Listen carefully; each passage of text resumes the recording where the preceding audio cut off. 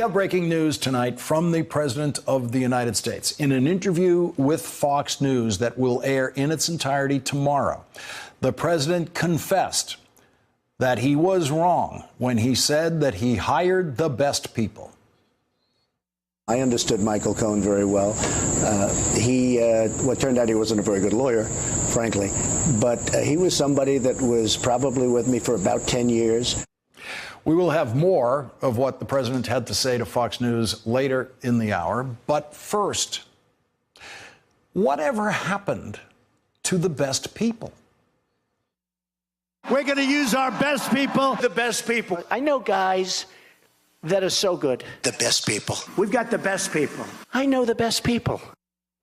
President Trump's first thought today, which was expressed in his first tweet this morning, was about one of those best people. He said, if anyone is looking for a good lawyer, I would strongly suggest that you don't retain the services of Michael Cohen.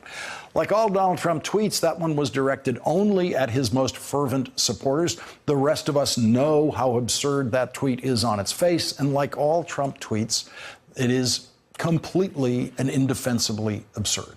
But what are the remaining Trump supporters supposed to do with that tweet and what the president just said on Fox News about Michael Cohen not being a good lawyer?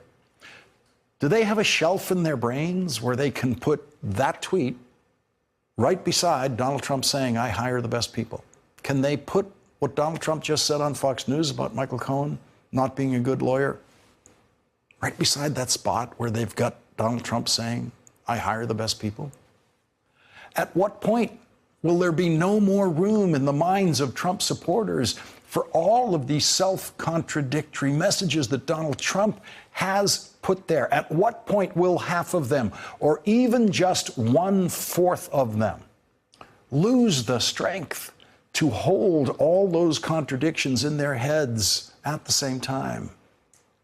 When will they lose that strength and just give up? Give up on Donald Trump? Because if that happens, if half of Donald Trump's fervent supporters reach the point where they just can't take it anymore, can't take another lie about how he arranged a payoff to a porn star, then we know how the Trump presidency is going to end. The president will be removed from office after an impeachment trial in the United States Senate, or like Nixon before him, he will resign from office before being convicted in the Senate. And I mean being convicted by Republican senators. Because if Donald Trump loses anywhere between 1/4 and 1/2 of his fervent Republican base, the bottom will fall out of the Republican Party. And the 16 current Republican senators who voted for the conviction of Bill Clinton in his impeachment trial and removal from office would do it again and vote for the removal of Donald Trump, not just from the White House, but from the Republican Party. And they would do it to save the remnants of the Republican Party. There is no courage left in the Republican Senate. There is only craven self-preservation.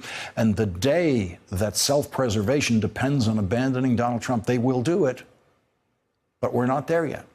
And so Republicans in the House and the Senate spent another day in fear of Donald Trump and even greater fear of the new evidence against Donald Trump. Assistant United States Attorney Andrea Griswold stood in federal court in Manhattan yesterday and described 2 crimes that she believes were committed by the President of the United States with the president's former lawyer, Michael Cohen. Both crimes involved an illegal contribution to the Trump presidential campaign, and Andrea Griswold took her place in history as the first federal prosecutor to describe a large illegal presidential campaign donation made with criminal intent and done, as she put it, at the, quote, suggestion of a candidate.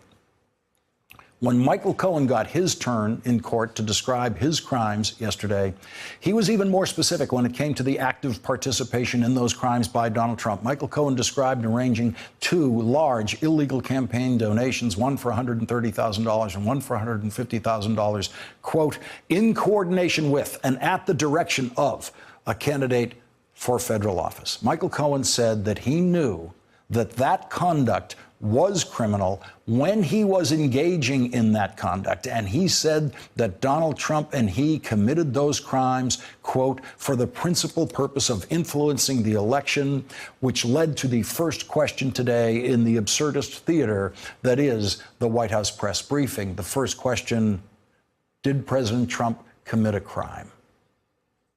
Thank you, Sarah. Michael Cohen, under oath, pleaded guilty to, among things, paying Stormy Daniels and Karen McDougal during the campaign. And he says he did it at the direction of the President of the United States. Did President Trump commit a crime? As the president said, we've stated many times, he did nothing wrong. There are no charges against him, and we've commented on this extensively. Did the president commit a crime? That was a question that was never asked in the Obama White House press briefings, 8 years of them, never asked. There are very few White House press secretaries who have ever had to answer the question, did the president commit a crime? Very, very few. And this White House press secretary's approach to that question was, of course, to lie. She said he did nothing wrong. Donald Trump has proved that he knows that he did something wrong in paying off Stormy Daniels and other women during the campaign. It was always so clear to him that he did something wrong that he lied about it when he was asked about it on Air Force One, which became the next question in the briefing. So many people now look back at that tape of him on Air Force One saying he knew nothing about these payments, when in fact we now know he knew everything about these payments. So has he lied? Look, again, I think that's a ridiculous accusation. The president in this matter has done nothing wrong, and there are no charges against him.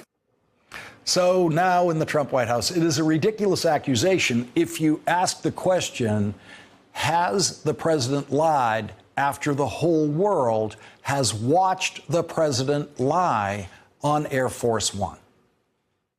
Mr. President, did you know about the $130,000 payment to Stormy Daniels?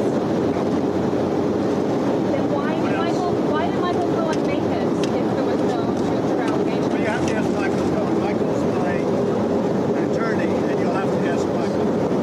Do you know where he got the money to make that payment? No, I don't know. Did he lie to the American people when he talked about this on Air Force One? No, and the president's addressed this a number of times. Well, it's all about the minds of Trump voters now. Can they watch the president lie on Air Force One and then hear the White House press secretary say, no, he didn't lie, and be okay with that? There are going to be fewer and fewer White House press briefings now because every White House press briefing from now on is going to include questions that would be asked in an impeachment hearing in the Judiciary Committee in the House of Representatives, where the impeachment process begins. In federal court yesterday, the prosecutor described for the judge the evidence that proves Michael Cohen's guilt beyond a reasonable doubt in the crimes that he says he committed with Donald Trump. Prosecutor said that that evidence includes, quote, records obtained from an April 9th, 2018 series of search warrants on Mr. Cohen's premises, including hard copy documents, seized electronic devices, and audio recordings made by Mr. Cohen. Audio recordings made by Mr. Cohen. We know Donald Trump is on at least one of those audio recordings already released by Michael Cohen's TV lawyer, Lanny Davis. And I've spoken to Alan Weisselberg about how to set the whole thing up with So what are we going to pay? Funding. Yes.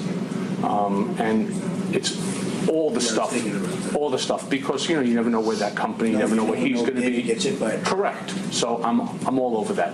And I spoke to Alan about it when it comes time for the financing, which will be. Listen, what financing? We'll have to pay you. So Don't pay for cash. No. No.